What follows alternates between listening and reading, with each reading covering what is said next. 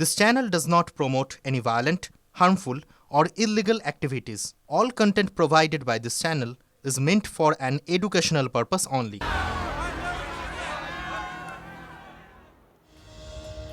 আর এবার সমস্ত বড় খবরের দিকে নজর রাখা যাক। আর এই মুহূর্তে যে বড় খবর টিভি9 বাংলার কাছে রয়েছে, বিজয় দিবসে বাংলাদেশে আক্রান্ত আওয়ামী লীগের নেতা কর্মীরা বিজয় দিবসে শ্রদ্ধা জানাতে গিয়ে জুটলো বেদম মার। ছবিটা দেখাচ্ছি, তার সঙ্গে কথা হবে আমাদের রিপোর্টারের সঙ্গে।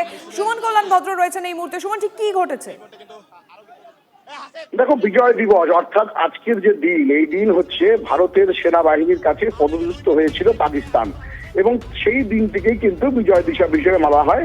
ভারত বাংলাদেশ দুদিকেই হয়। আজকে বাংলাদেশে বিভিন্ন অনুষ্ঠানের আয়োজন করা হয়েছে, যদিও ইউনিট সরকার এই বিজয় দিবসকে খাটো করে দেখাতে গিয়ে অনেক ধরনের কাটছাট করেছে।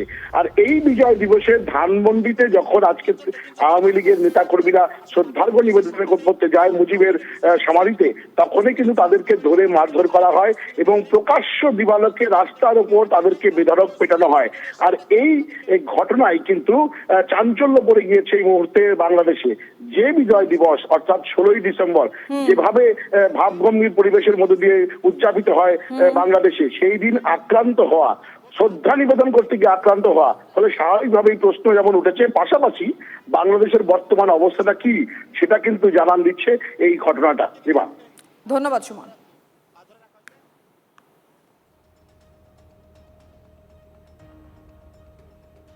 বাংলাদেশে হিন্দুদের ওপর নির্মম নির্যাতন থামার নামই নেই। চট্টগ্রামে হিন্দু কৃষকদের ফসলে আগুন, কট্টরপন্থীদের সব ফসল নষ্ট, বুক ফাটা কান্না অসহায় কৃষকদের।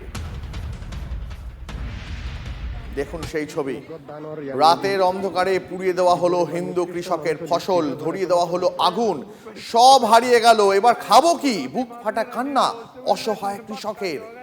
নিমিষে শেষ করে দিতে পারে, ইন আসলে কল্পনার বাইরে, ইন হলো স্বাভাবিক কিংবা এনে মানুষের হাসনো।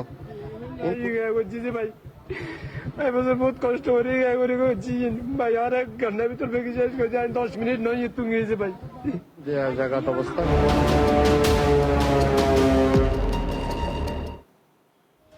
আজ বিজয় দিবস। আর দীপ, আজ বিজয় দিবস উপলক্ষে ঢাকা এবং আমাদের কলকাতা দুদিকেই আমরা নজর রাখছি।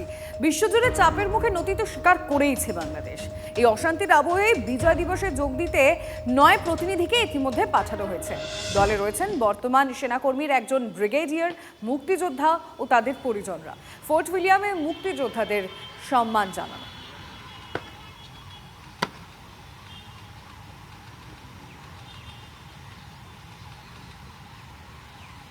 ইউনূস সরকারের বিরুদ্ধে সরব শেখ হাসিনা। একাধিক অভিযোগ এনে ইউনূস সরকারকে শান্ত আক্রমণ। গণতান্ত্রিকভাবে নির্বাচিত হয়নি এই সরকার, উগ্র সাম্প্রদায়িক শক্তিকে মদত যোগাচ্ছে, দেশের প্রতি দায়বদ্ধতা নেই বলে অভিযোগ বাংলাদেশের প্রাক্তন প্রধানমন্ত্রী শেখ হাসিনা। আরেকবার জানিয়ে রাখতে চাইব, ইউনূস সরকারের বিরুদ্ধে সরব শেখ হাসিনা।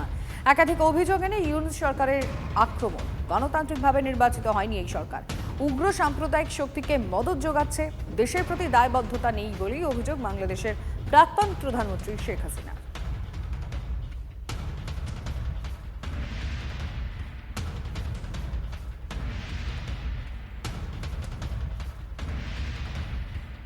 যখন প্রত্যেকটা প্রান্ত থেকে আবার নির্বাচন কবে হবে এই প্রশ্ন উঠছে, তখন চাপের মুখে পড়ে 2025-এর শেষে নির্বাচনের ভাবনার কথা জানালেন খোদ অন্তর্বর্তী সরকারের প্রধান ইউনূস।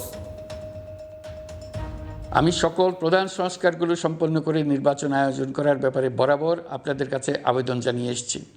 তবে রাজনৈতিক ঐকমত্যের কারণে আমাদেরকে আবার বলছি, যদি অল্প কিছু করতে হয়, তাহলে 2025 সালের শেষের দিকে নির্বাচন অনুষ্ঠান হয়তো সম্ভব হবে।